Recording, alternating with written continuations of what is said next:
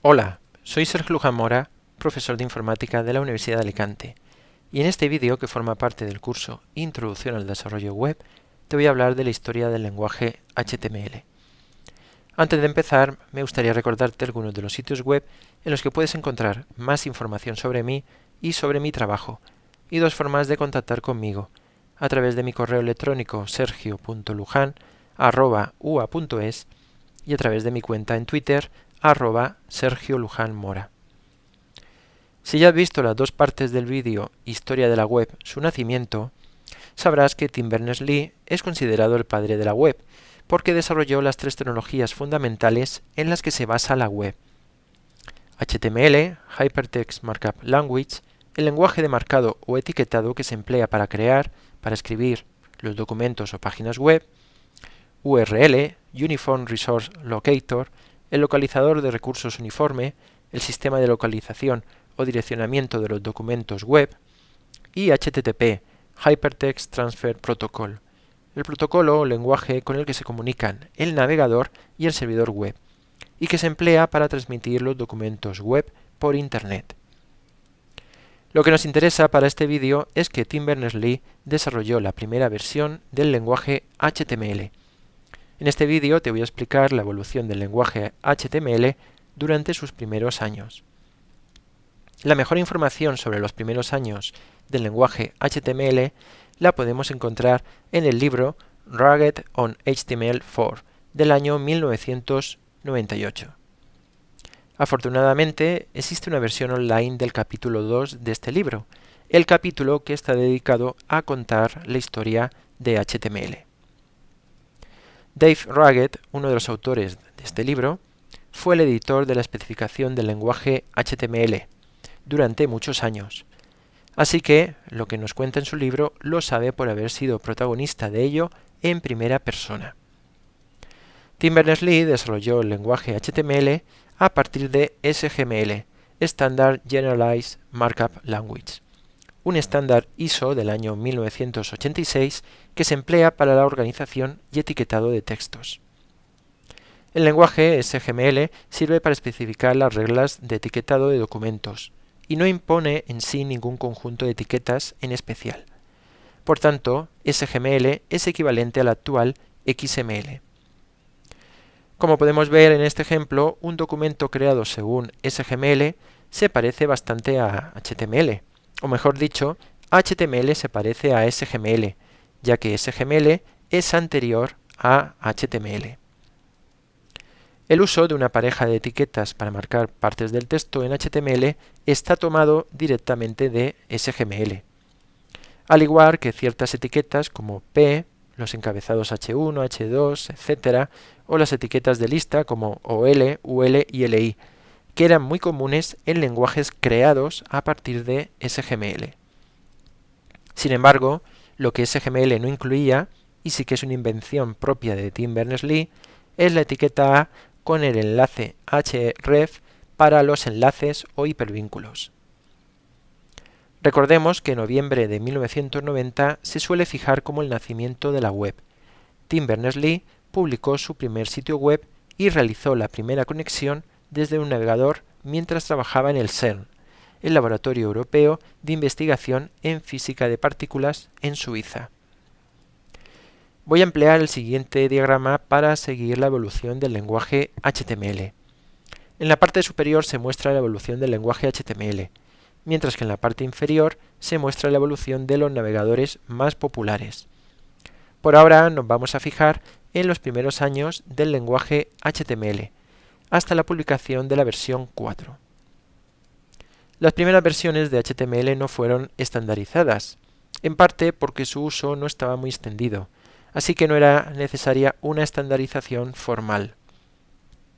El primer intento de estandarización lo encontramos en el borrador Hypertext Markup Language de junio de 1993, escrito por Tim Berners-Lee y Daniel Connolly.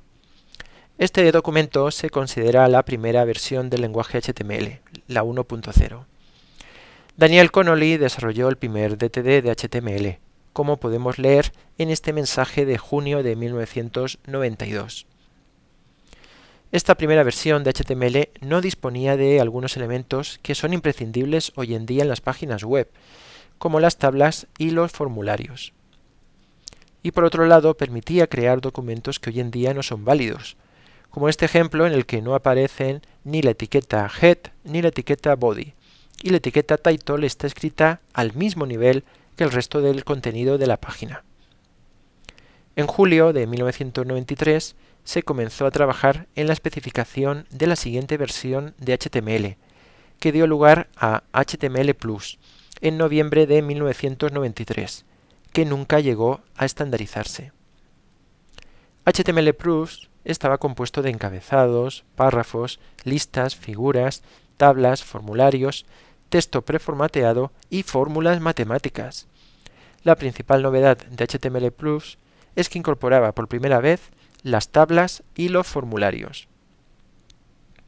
Por cierto, si se revisa el documento de HTML+, se pueden encontrar algunas cosas curiosas, como la propuesta de la etiqueta fig con la etiqueta caption para definir figuras.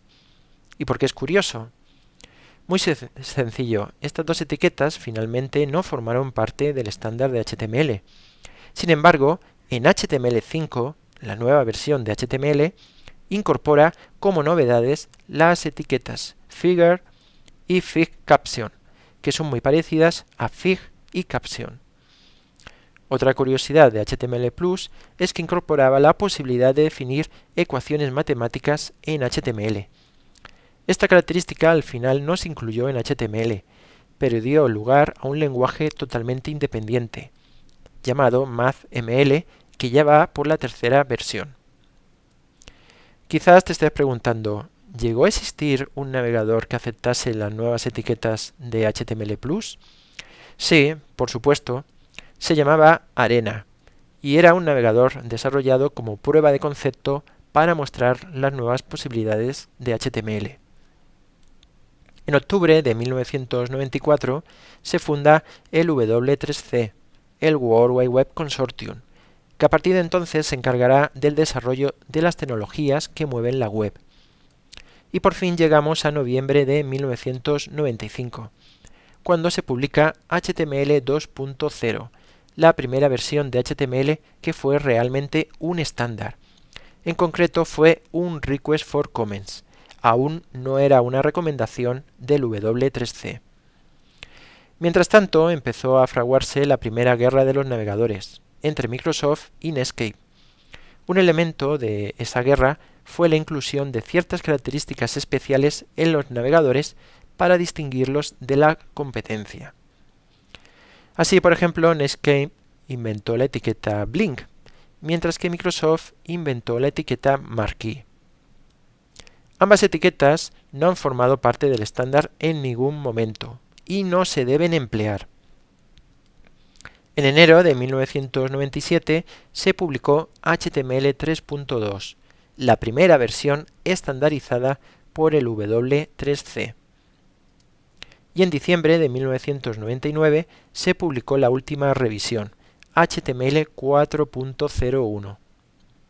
¿Qué pasó a continuación? El W3C abandonó el desarrollo de HTML y concentró todos sus esfuerzos en el desarrollo de XML, un metalenguaje que define unas reglas para definir otros lenguajes. En enero de 2000 se publicó XHTML 1.0, una reformulación de HTML4 utilizando como base XML 1.0. XHTML 1.0 era como HTML 4.01, tenía las mismas etiquetas, pero imponía unas reglas más estrictas para que los documentos fueran válidos. Y una revisión de XHTML 1.0 fue publicada en agosto de 2002. Sin embargo, XHTML no triunfó y la gente seguía usando HTML. ¿Por qué? Seguramente porque XHTML era muy estricto y la gente no estaba preparada para ello. Así que en el año 2004, un grupo llamado WOT-WG y formado por Apple, Mozilla y Opera se forma y comienza el desarrollo de un HTML más cercano a la gente. El W3C rectifica, cancela el desarrollo de XHTML y se une a WAT-WG para desarrollar HTML5. Si quieres saber más sobre el nacimiento de HTML5 y cómo fue que el W3C canceló el desarrollo de XHTML, te recomiendo la lectura del artículo The Web is Reborn. En la actualidad, enero de 2013, HTML5 se encuentra en el estado de recomendación candidata y aunque todavía no es un estándar, ya se está trabajando en la siguiente versión, 5.1, que incorporará aquello que no esté incluido en la versión 5.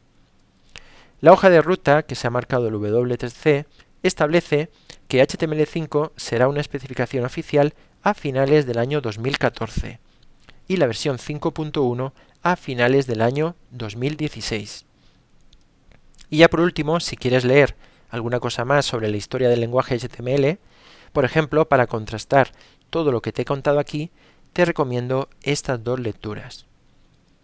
Recuerda que este vídeo forma parte del curso Introducción al Desarrollo Web, que está disponible en la dirección idesweb.es.